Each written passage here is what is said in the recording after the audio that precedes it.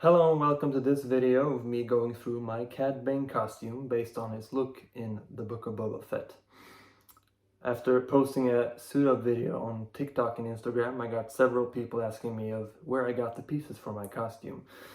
And there isn't really an easy answer to that question. In my case, all the pieces come from several different vendors around the world, and some pieces I even made myself. So I'm gonna try to sum up the parts I made and how I made them and where I bought them from, to hopefully help some people kind of get an idea what it takes to build a costume like this. But just kind of a disclaimer, this is how I made my stuff. It doesn't have to be how everyone has to make it. Go your own way and find what works for you. You can make things out of cardboard, you can make things out of foam, out of whatever really suits you best. But this is how I did it, and I'm just gonna go through it, and hopefully it gives you some help. Okay, starting from the top, we've got the hat. The hat was, I guess you can say, kind of made by me.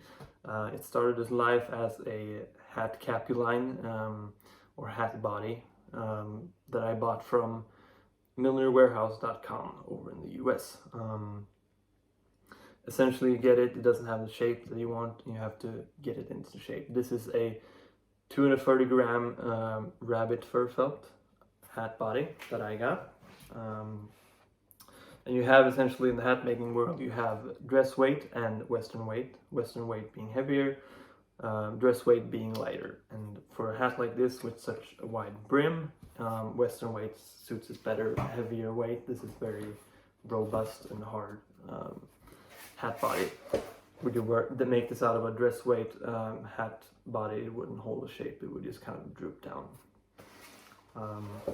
So what I had to do with this when I got it was to block in the shape that you see here. And I did that with the help of a hat block that I made out of this kind of blue insulation foam. This stuff that you'll find at hardware stores, most places. This was, I made two templates, a bottom circle or oval and the top one that I sketched on, and then I carved out this shape with the help of different saws and files and rasps and such. This was then covered in cling wrap just to kind of help the hat body go over it a bit easier, and then it was stretched over this hat body to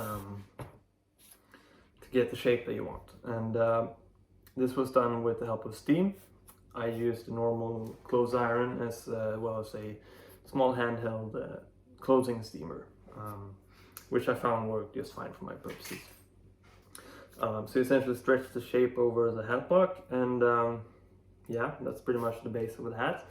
Then I also quickly modeled and printed and painted these hat plates as well as adding this black leather band. Okay, on to probably the most exciting part of this costume, the mask. It's easier for me to say that because I had absolutely no hand make this myself. This was made by Steve over at Mind Magic Studios in the UK. And this is a beautiful silicone mask which is amazingly engineered to move with your face, especially around the mouth area. You can also kind of squint in it, which is pretty awesome for that cowboy authenticity.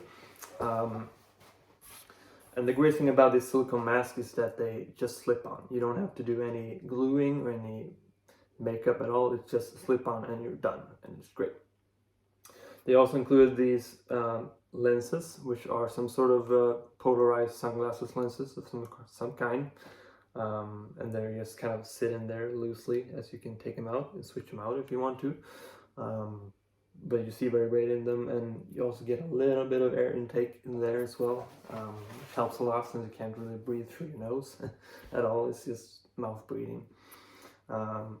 They also come with these hose connectors, which are based on a real part, which is a sort of CPAP elbow connector, and they come in this kind of cold cast aluminum finish as you have here.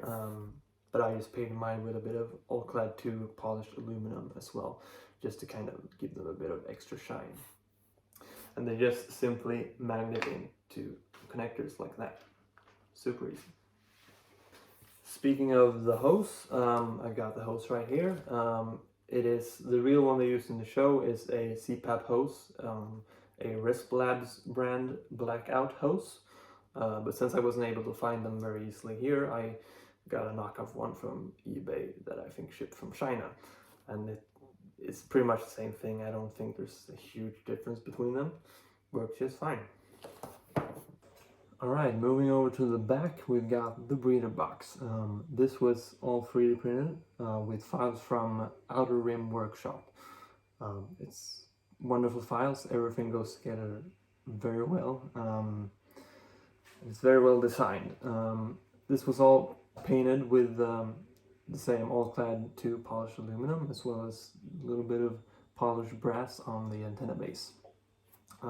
Mine's a little bit broken right now after its first outing at Star Wars Celebration in London.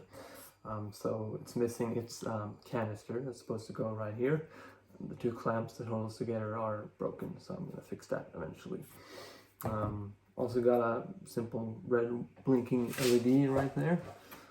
This antenna, I also added a metal piece of pipe or rod as well instead of the 3D pin one, since that would break very quickly. And it's also removable with a nut and bolt right in there. And this way it's designed so you can take off the whole main box with magnets. It all kind of snaps in there. These kind of registration marks. And here I also have broken off clamps to hold the canister that are just bolted through the main plate. And it's also designed with these kind of 4 holes that you can use to kind of sew the back plate onto the coat, sort of like you would a normal button. Mine's also glued as to give a little bit of extra security as well. Okay, the coat along with the vest I bought from Jester Props and Costumes. I'm not fully sure if I recommend this seller because I've heard some other people's experience being not so great with him stealing some people's other designs apparently, and some stuff not arriving and whatnot. So buy with caution is what I would maybe say. My experience with this seller was fine. I got my stuff and it's good, pretty good for the money. The only problem I really had was that the coat was way too big on me. The vest fit perfectly, but the coat was way too big. So I had to kind of take it in myself, kind of sloppily. It's not super pretty, but it works for me right now. I'm probably going to try to make my own vest and undershirt as well later on, but for now this works fine. Okay, next up are the gauntlets and the vest greeblies. These were both printed with files from Just Designs Norway. Perfectly fine files, had no problems whatsoever printing them. The gauntlets are held together with the so-called hinge pin method. You've probably seen it on Boba Fett or Jango Fett gauntlets. It essentially means you have 2 hinges inside. One acts like a normal hinge and one has the pin removed, so you can actually pull out the pin like this with a little bit of a 90-degree bend here as a little handle. You can take it out and you can open up the gauntlets to slide your hand through. In this case I also made the other hinge pin removable as well, just to make packing easier. The greeblies were painted with the polished aluminum, as much a lot of other things on this build. And these gauntlets were painted with this Montana 94 Touareg blue as well. Also have the sort of gauntlet hoses as well. This is just a clear plastic hose. I believe it's a water hose for boats that I got. Probably not super accurate, but it works. As well as some coiled copper wire that just kind of for show, really. Alright, now for one of the more less refined parts of this costume so far, the hands and gloves. The gloves are basic faux leather gloves. I believe it's our touchscreen gloves you can use with your phone. I just cut off the fingers and painted them brown with some of this Angelus acrylic paint that's meant for often customizing sneakers and shoes, mixed with some 2 soft medium that makes it works better for sort of thinner and flimsier fabrics. I also added this cuff to kind of help it go into the gauntlets easier, as well as this black leather, faux leather panel. The fingers were made by this sort of latex paste, which is this liquid latex mixed with baking flour, which I sort of sculpted out these fingers very roughly, and then I molded that in plaster and casted up a bunch of these in latex.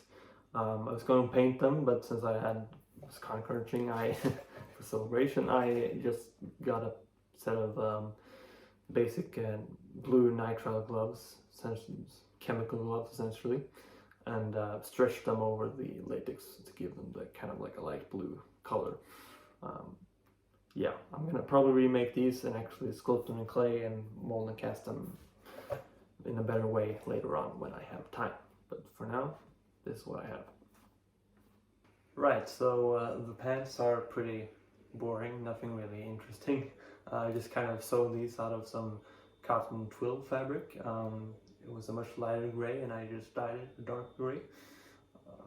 Yeah, that's pretty much it for the pants.